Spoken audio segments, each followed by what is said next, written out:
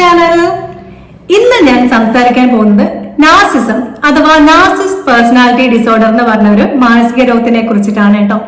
ഇത് NPD എന്ന പേരിലും അറിയപ്പെടുന്നുണ്ട്. എനിക്ക് തോന്നുന്നു പല കുടുംബങ്ങളിലും ഈ നാർസിസം അല്ലെങ്കിൽ നാർസിസ്റ്റ് സ്വഭാവത്തിലുള്ള ഏതെങ്കിലും ഒരു അംഗം ഉണ്ടാവാനുള്ള ചാൻസ് ഉണ്ട്. ഇത് സ്ത്രീകളെ വെച്ച് നോക്കുവാണെങ്കിൽ കൂടുതലായിട്ടും ഈ അസുഖം പുരുഷന്മാരിലാണ് കണ്ടുവരുന്നത്. അപ്പോൾ നാർസിസം അഥവാ നാർസിസ്റ്റ് എന്ന് പറഞ്ഞ NPDയുടെ കുറച്ച് ഡീറ്റെയിൽ ആയിട്ടുള്ള കാര്യങ്ങൾ നമുക്ക് കേട്ടിട്ട് വരാം. അപ്പോൾ ഈ നാർസിസം അഥവാ നാർസിസ്റ്റ് പേഴ്സണാലിറ്റി ഡിസോർഡർ എന്ന് പറയുമ്പോൾ പലതരത്തിലുള്ള വ്യക്തിത്വ വൈകല്യങ്ങളിൽ ഒന്നായിട്ടാണ് അറിയപ്പെടുന്നത്.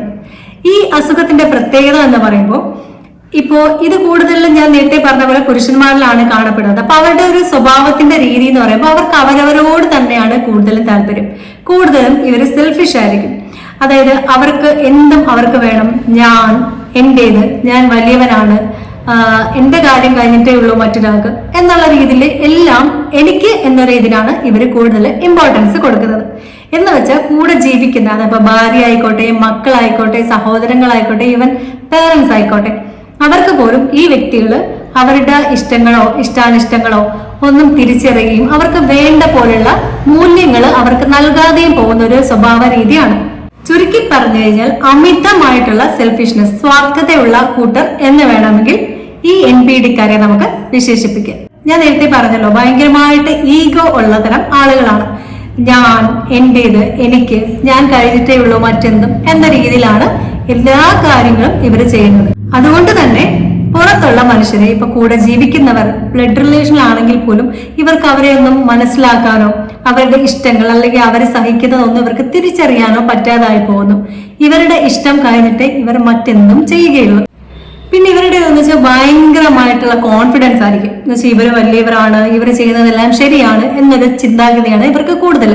അതുപോലെ തന്നെ ഇപ്പൊ ഏതെങ്കിലും ഒരു സ്ഥലത്തൊക്കെ പോയാൽ ഇവർക്ക് കുറച്ച് കൺസിഡറേഷൻ കിട്ടുന്നില്ല എന്നൊക്കെ അറിയുമ്പോൾ ഇവർ ഭയങ്കരമായിട്ട് അസ്വസ്ഥരാകുന്നതായിട്ട് കാണപ്പെടാറുണ്ട്. ഇപ്പൊ ഭാര്യയും ഭർത്താവുമായിട്ട് ഒരുമിച്ച് ജീവിക്കുന്ന ജീവിതത്തില് ഭർത്താവിനാണ് ഈ NPD ഉള്ളതെങ്കിൽ പുള്ളിയുടെ ഈ സ്വഭാവം സഹിക്കവയ്യാതെ കുടുംബത്തിന് വേണ്ടിയിട്ട് സഹിച്ച് ജീവിക്കുന്നവരായിരിക്കും മിക്ക ഭാര്യമാരും. അപ്പോ ഈ ഭർത്താവിന്റെ ഈ സ്വഭാവം മാറ്റാനായിട്ട് ഭാര്യമാര് ചിലപ്പോൾ എന്തെങ്കിലും ഉപദേശിക്കുന്ന ആളുകളടുത്ത് കൊണ്ടുപോവുകയോ അല്ലെങ്കിൽ എന്തെങ്കിലും പ്രാർത്ഥനാലയത്തിൽ കൊണ്ടുപോയി ഉപദേശം സ്വീകരിക്കാനായിട്ട് കൊണ്ടുപോവുകയോ അല്ലെങ്കിൽ ഈ മെസ്സേജസ്, നമ്മുടെ വീഡിയോസിലൊക്കെ കാണുന്ന നല്ല മെസ്സേജസ്, കോട്ട്സ് ഒക്കെ വരെ അയച്ചു കൊടുക്കാം. പക്ഷെ ഈ വ്യക്തികൾ എന്ത് ചെയ്യും? എന്നെ നീ ഉപദേശിക്കണ്ട, അല്ലെങ്കിൽ ഞാൻ ചെയ്യുന്നതെല്ലാം ശരിയാണെന്നൊരു മനോഭാവം ഇവർക്കുള്ളത് കൊണ്ട് ഇവര് ഈ വരുന്ന മെസ്സേജസ് പോലും, അതായത് നല്ല കോട്ട്സ് അല്ലെങ്കിൽ അഡ്വൈസസ്, മോട്ടിവേഷൻ ആയിട്ടുള്ള മെസ്സേജസ്, വീഡിയോസ് ഒക്കെ ഉണ്ടാവുമല്ലോ, അതുപോലും ഇവര് ഓപ്പൺ ആക്കി നോക്കാൻ പോലും ഈ കൂട്ടർ തയ്യാറാവുകയില്ല.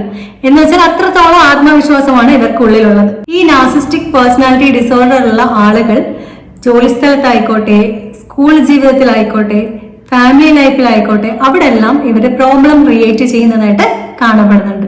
ഇവര് മറ്റുള്ളവരിൽ നിന്നും ഇവർക്ക് പ്രശംസയും ആദരവും ഇവർ കൂടുതലായിട്ട് പ്രതീക്ഷിക്കുന്നു. എന്ന് വെച്ചാൽ ഇവരെന്തോ വലിയ സംഭവമാണ്, അപ്പൊ മറ്റുള്ളവരെ റെസ്പെക്ട് ചെയ്യണം എന്നുള്ള രീതിയിലാണ് ഇവരുടെ ഒരു പെരുമാറ്റം. സ്വന്തം തെറ്റുകൾ അംഗീകരിക്കാനോ മനസ്സിലാക്കാനോ കൂട്ടാക്കാതെ ഇവര് മൂലം മറ്റുള്ളവർക്കുണ്ടായ വിഷമതകൾ എത്രയൊക്കെയാണെന്നുള്ളത് പോലും ഇവര് അംഗീകരിക്കാനോ തിരിച്ചറിയാനോ ഇവർ ശ്രമിക്കുന്നില്ല. ഇവര് എല്ലായ്പ്പോഴും സ്വന്തം കാര്യങ്ങളിൽ അമിതമായ പ്രാധാന്യം ഈ കൂട്ടർ കൊടുത്തുകൊണ്ടേയിരിക്കും.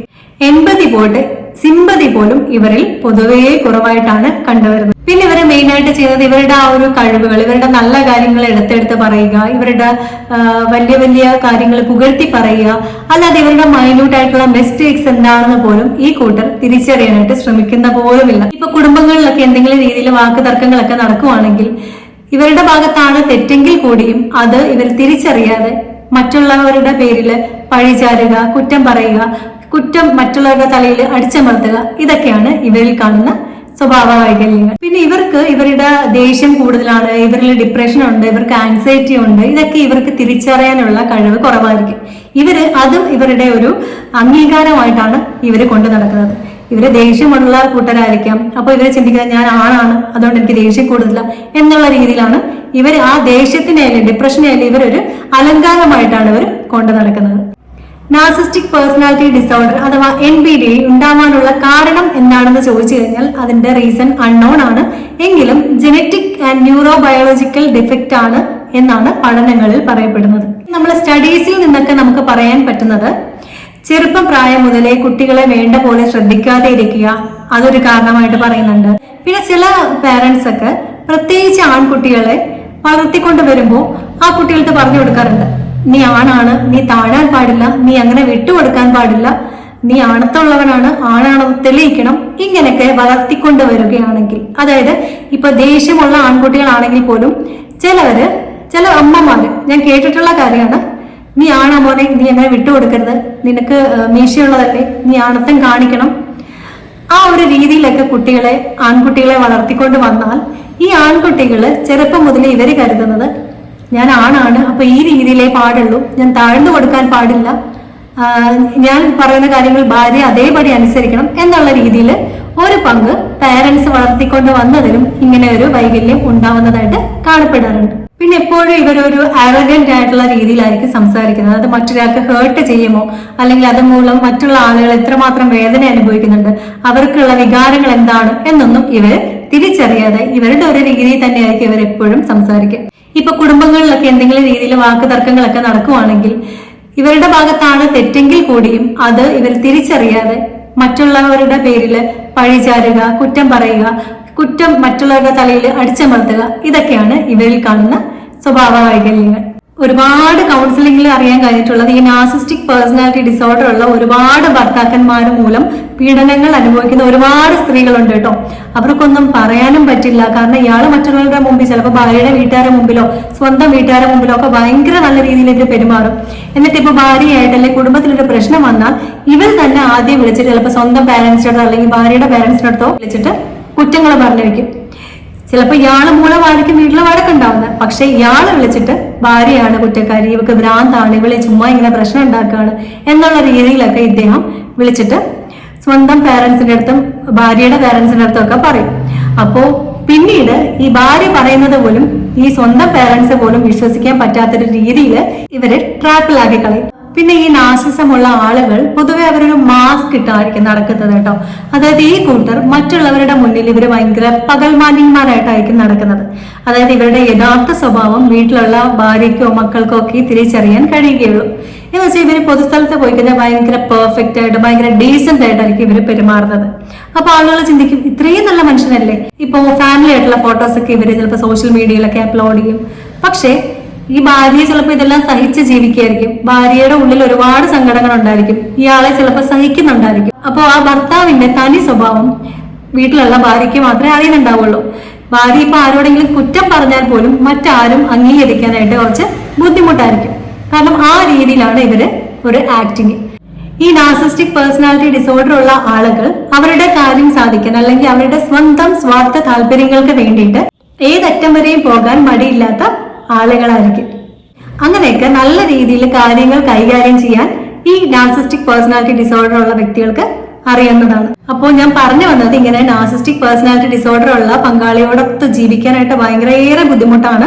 അപ്പോൾ നിങ്ങളുടെ കൂട്ടത്തിലുള്ള ഭാര്യയ്ക്കോ ഭർത്താവിനോ ആർക്കെങ്കിലും ഇങ്ങനെയുള്ള ബുദ്ധിമുട്ടുകൾ ഉണ്ടെങ്കിൽ നിങ്ങൾ അവരറിയാതെ എക്സ്പീരിയൻസ് ആയിട്ടുള്ള ഒരു സൈക്കോളജിസ്റ്റ് അല്ലെങ്കിൽ ഒരു സൈക്യാട്രിസ്റ്റിന്റെ അടുത്ത് പ്രശ്നങ്ങൾ ഷെയർ ചെയ്യേണ്ടതാണ്. അവർ പറഞ്ഞു തരുന്ന രീതിയിൽ നിങ്ങൾ മുന്നോട്ട് പോവുകയാണെങ്കിൽ നിങ്ങൾക്ക് കൂടുതൽ അപകടം ഉണ്ടാവാതെ നിങ്ങൾക്ക് ലൈഫ് രക്ഷപ്പെടുത്താനായിട്ട് പറ്റും. അപ്പോൾ എത്രയും പെട്ടെന്ന് ഇങ്ങനെ നാർസിസ്റ്റിക് പേഴ്സണാലിറ്റി ഡിസോർഡർ ഉള്ള പങ്കാളിയെ തിരിച്ചറിഞ്ഞിട്ട് കൂടുതൽ അപകടാവസ്ഥയിലേക്ക് ജീവിതം കൊണ്ടെത്തിക്കാതെ എത്രയും പെട്ടെന്ന് ഇലയ്ക്കും മുള്ളിനും ദോഷമില്ലാത്ത രീതിയിൽ കാര്യങ്ങൾ പരിഹരിക്കാവുന്നതാണ്. ഇപ്പോ ഭർത്താവിനാണ് ഈ ഒരു അസുഖമെങ്കിൽ ഭാര്യ ഈ സിംറ്റംസ് ഒക്കെ നോട്ട് ചെയ്ത് വെക്കുന്നത് നല്ലതായിരിക്കും. അതായത് ഇദ്ദേഹം പുറത്തു പോകുമ്പോൾ മറ്റുള്ളവരുള്ള രീതിയിലെ പെരുമാറ്റവും തിരിച്ച് വീട്ടിൽ വന്നു കഴിഞ്ഞാൽ ഇയാൾ കാണിക്കുന്ന പെരുമാറ്റവും രണ്ടും വ്യത്യസ്തമായിരിക്കും. അപ്പോൾ അതൊരു ഭാര്യയ്ക്കേ അറിയാൻ പറ്റുള്ളൂ ഏത് രീതിയിലാണ് ഇദ്ദേഹം വ്യത്യസ്തമായിട്ട് വീട്ടിൽ പെരുമാറുന്നത്. ആ ഒരു സിംറ്റംസ് നിങ്ങൾ നോട്ട് ചെയ്ത് വെച്ചിട്ട് നിങ്ങളൊരു എക്സ്പീരിയൻസ്ഡ് ആയിട്ടുള്ള ഒരു ക്ലിനിക്കൽ സൈക്കോളജിസ്റ്റ് അല്ലെങ്കിൽ ഒരു സൈക്യാട്രിസ്റ്റിനെ കണ്ടിട്ട് അവരോട് ഈ കാര്യങ്ങൾ ഷെയർ ചെയ്യുകയാണെങ്കിൽ നിങ്ങൾക്കൊരു ക്ലിയർ പിക്ചർ കിട്ടും. ഇദ്ദേഹത്തിന് ഈ ഒരു അസുഖമാണോ അല്ലെങ്കിൽ എന്നുള്ളൊരു ക്ലിയർ പിക്ചറും കിട്ടും. സിംറ്റംസ് വെച്ചിട്ട് കോടതിയിലൊക്കെ പോകാനാണെങ്കിൽ നിങ്ങൾക്കൊരു സേഫ് സോണിൽ നിന്നുകൊണ്ട് കാര്യങ്ങൾ ചെയ്തു തീർക്കാനായിട്ട് പറ്റും. അതല്ല ഇദ്ദേഹത്തിനെ കൊണ്ടുപോയി നന്നാക്കി എടുക്കാമെന്നുള്ള ചിന്തയാണെങ്കിൽ ഈ വ്യക്തികൾ ഒരിക്കലും അംഗീകരിച്ച് തരുന്ന ഒരു കാര്യമല്ല ഇവർക്ക് നാർസിസ്റ്റിക് പേഴ്സണാലിറ്റി ഡിസോർഡർ ഉള്ളതെന്ന്. കാരണം ഇവർ ചെയ്യുന്നതെല്ലാം ശരിയാണെന്ന് ചിന്തിക്കുന്ന ഈ വ്യക്തികള് അവർക്ക് ഈ അസുഖം ഉണ്ടെന്നുള്ള തിരിച്ചറിവേ അവര് അംഗീകരിച്ചെടുക്കുന്ന കാര്യമല്ല. അപ്പോ പിന്നെ അദ്ദേഹത്തിനെ ഒരുമിച്ച് കൊണ്ടുപോയി കൗൺസിലർ തിരുത്തി നന്നാക്കാം എന്ന് വെച്ചാൽ ഇദ്ദേഹം കൂടുതലും ഭാര്യയുടെ കുറ്റങ്ങളാണ് എന്നുള്ള രീതിയിലായിരിക്കും കൂടുതലും കൗൺസിലേഴ്സിനെ കൺവിൻസ് ചെയ്തെടുക്കാറ്. അതുകൊണ്ട് കാര്യങ്ങൾ തിരിച്ചറിവുണ്ടായാൽ അതിനൊരു ശാശ്വത പരിഹാരം എന്നുള്ള രീതിയിൽ ചെയ്യുന്നതായിരിക്കും ഏറ്റവും നല്ലത്. അപ്പോൾ നാർസിസ്റ്റിക് പേഴ്സണാലിറ്റി ഡിസോർഡറിന്റെ സിംറ്റംസ് ഇത്രയൊക്കെയാണ് മെയിൻ ആയിട്ടുള്ളത്. പിന്നെ നാർസിസ്റ്റിക് പേഴ്സണാലിറ്റി ഡിസോർഡർ ഉള്ള ആളുകൾക്ക് ചികിത്സാ രീതി എന്ന നിലയ്ക്ക് നമ്മൾ പറയുന്നത് സൈക്കോതെറാപ്പി ആൻഡ് ടോക്ക് തെറാപ്പി ആണ്. അത് ഈ വ്യക്തികൾ തന്നെ അവർക്ക് ഈ ഒരു അസുഖം ഉണ്ട് എന്ന് തിരിച്ചറിഞ്ഞാൽ മാത്രമേ അവർ ഈ ഒരു തെറാപ്പിയോട് അവർ സഹകരിക്കുകയുള്ളൂ. കാരണം ഇവരുടെ ആത്മാഭിമാനം ഇവരാരുടെയും മുന്നിൽ അടിയറ വെക്കാൻ തയ്യാറല്ലാത്തത് കൊണ്ട് ഒരു സൈക്കോളജിസ്റ്റിനെ കാണാനോ അല്ലെങ്കിൽ ഒരു കൗൺസിലിങ്ങിന് പോകാനൊന്നും ഈ കൂട്ടർ തയ്യാറാകുന്നത് വളരെ കുറവായിട്ടാണ് കാണപ്പെടുന്നത്. നാർസിസ്റ്റിക് പേഴ്സണാലിറ്റി ഡിസോർഡറിന്റെ ഭവിഷ്യത്തുകൾ നിങ്ങൾ സ്വയം തിരിച്ചറിയുന്നുണ്ടെങ്കിലോ അല്ലെങ്കിൽ നിങ്ങളുടെ പങ്കാളിക്കുണ്ട് എന്ന് നിങ്ങൾ തിരിച്ചറിയുന്നുണ്ടെങ്കിലോ എത്രയും പെട്ടെന്ന് നല്ലൊരു സൈക്കോളജിസ്റ്റിനെ അല്ലെങ്കിൽ സൈക്കാട്രിസ്റ്റിനെ കാണേണ്ടതാണ്. പ്രശ്നങ്ങൾ ഒട്ടും താമസിയാതെ പരിഹരിക്കേണ്ടതാണ്. കൂടുതൽ എന്തെങ്കിലും അറിയാനാണെങ്കിൽ താഴെ കാണുന്ന കോൺടാക്ട് നമ്പറിൽ കോൺടാക്ട് ചെയ്യുക. എന്തെങ്കിലും സംശയം ഉണ്ടെങ്കിൽ നിങ്ങൾക്ക് ചോദിക്കാം. അപ്പോ വ്യത്യസ്തമായിട്ടൊരു ടോപ്പിക്കുമായിട്ട് നമുക്ക് അടുത്ത വീഡിയോയിൽ കാണാം. അപ്പോൾ എപ്പോഴും പറയുന്ന പോലെ എന്റെ വീഡിയോ ആദ്യമായിട്ടാണ് ആരെങ്കിലും കാണുന്നതെങ്കിൽ ലൈക്ക് ചെയ്യുക, സബ്സ്ക്രൈബ് ചെയ്യുക, ഷെയർ ചെയ്യുക, അതുപോലെ കമന്റ് ചെയ്യുക. ഇനി എന്തെങ്കിലും വ്യത്യസ്തമായ ടോപ്പിക്കിനെ കുറിച്ച് സംസാരിക്കണമെങ്കിൽ നിങ്ങൾ അതും കമന്റ് ചെയ്യുക. അപ്പൊ പുതിയൊരു വീഡിയോയിൽ കാണാം. Bye, thank U.